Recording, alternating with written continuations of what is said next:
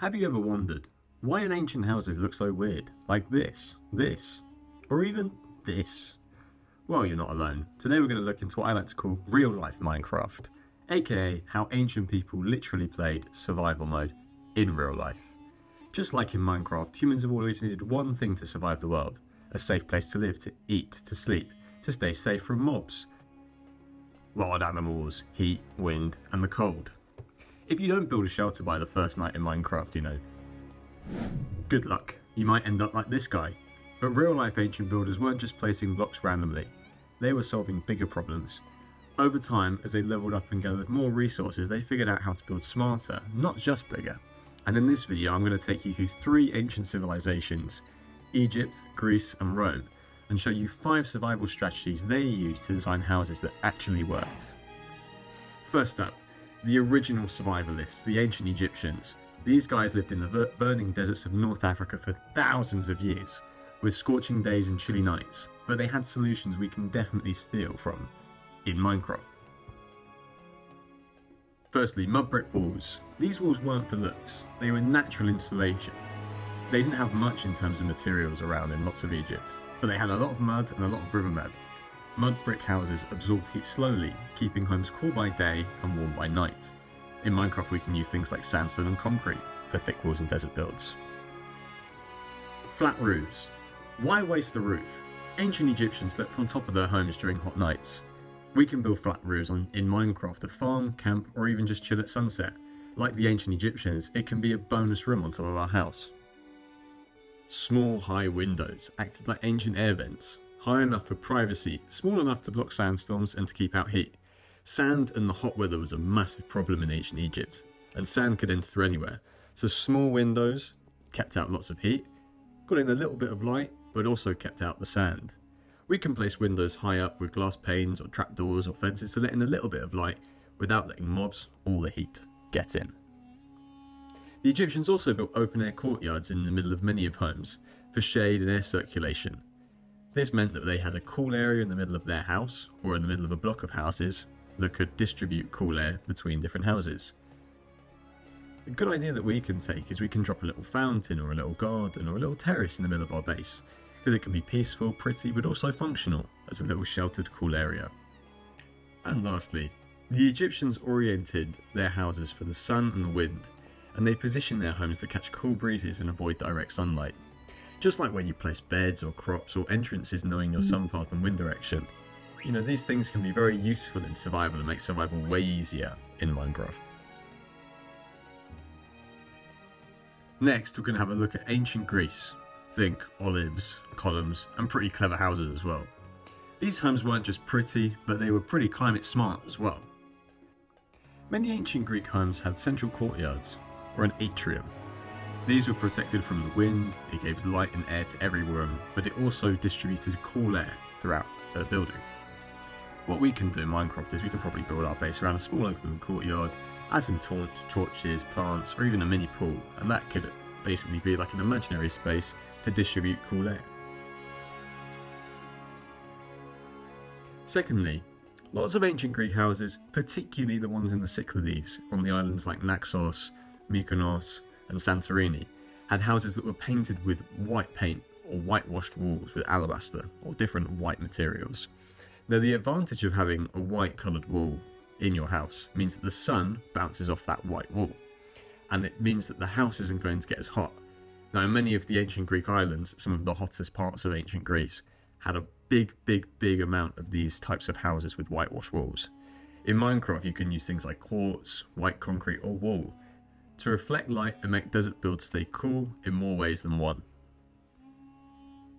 Many ancient Greek houses, particularly the more luxurious ones, had lots of inward-facing windows that faced inwards into their courtyard for more private views, but also more cool, sheltered area, where the cool air could enter into your window and you'd get a nice breeze in your lounge or your library or your female-only area, as many ancient Greek houses had.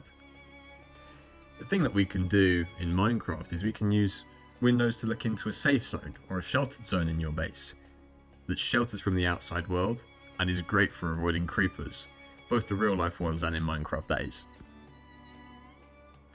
Another really clever method that the ancient Greeks used in their homes was a clever strategic orientation with their houses, with many houses being positioned towards the south. Now, this strategic orientation combined with other design elements like roof overhangs, strategic landscaping, etc., helped regulate indoor temperatures during the sun's seasonal movements. This includes the colder, wetter winters in Greece, but also the really hot and dry summers with lots of wind. This idea you might want to use in terms of facing your farms or your windows south, or biome equivalent, to maximise the daylight year-round that's going to reach your house. And lastly, the ancient Greeks were masters at using the stuff that was right under their feet. The stone and the mud brick. Stone, mud, all of that sort of stuff, the ancient Greeks were absolute masters at building amazing things with these, as well as the timber as well, because they did have a lot of timber, which is something the ancient Egyptians didn't have that much of. But the ancient Greeks were masters at using their materials to the max, but making really functional but really beautiful houses as well. This is something that we can learn in real life and in video games, about using what we have around us to the maximum potential. The Romans didn't just build homes, they built mini fortresses or mini climate suits that could survive anything, be that the hot deserts of North Africa or the colder, more temperate regions of Britain and Germany during the times of the Roman Empire. Let's see what we can learn from what these guys developed and engineered during their time. Number 1. Like the ancient Greeks, the Romans used a lot of internal courtyards, but they also used a thing called an impluvium. This was an open ceiling that let in light but collected rain in the central basin. It's a pretty cool thing to do. What we can do is we can build skylights with water pools below. You can collect some water, it can provide you light, but it can make the air cooler as well, with the cool water in the basin cooling the rest of the house during the summer. The Romans were also masters at insulation. They used thick stone and brick walls. Brick was a thing that was massively popular and massively used throughout the Roman Empire, and it's still used today. The brick walls that they built were very thick, which meant that they were insulated during the summertime, but also during the winter time. An example we can do is we can use stone bricks or bricks in extreme biomes because they're tough and they look powerful, just like the Romans were. Another thing that they did were these inner gardens. These mini oases brought calm shade and cooling air. This was something that the Persians did as well, where plants could provide shade, transpiration from water, and any wind that would hit these plants would instantly cool the air in the summer.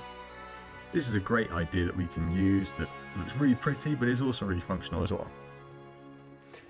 In cold areas, like in Britain and Germany, they use underfloor hypercaust heating. Warm floors but developed by the Romans.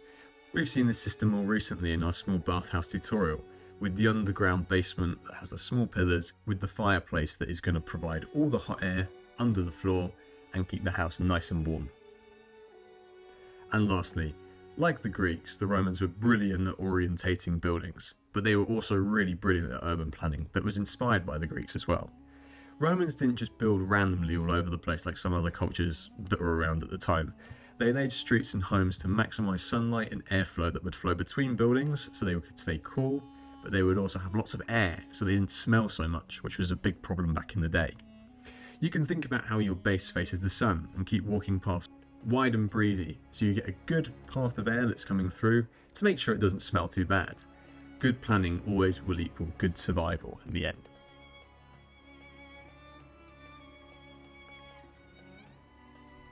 So next time you're punching trees, mining stone and placing blocks, remember you're not just playing a game, you're reenacting thousands of years of survival history. This has all come before you and we're doing the exact same thing nowadays, in real life and in video games. From mud brick walls to underground heating, ancient people figured out how to make homes that didn't just look cool, but helped them survive really well. And now you can use some of those tricks in your next build. If you like this video, drop a comment, like and subscribe for more real life Minecraft history breakdowns, and let me know in the comments which ancient civilization would you like to see next, what would you like to build in your next world as well. And until the next time, stay safe, make sure you survive smart, and happy building. Nice one.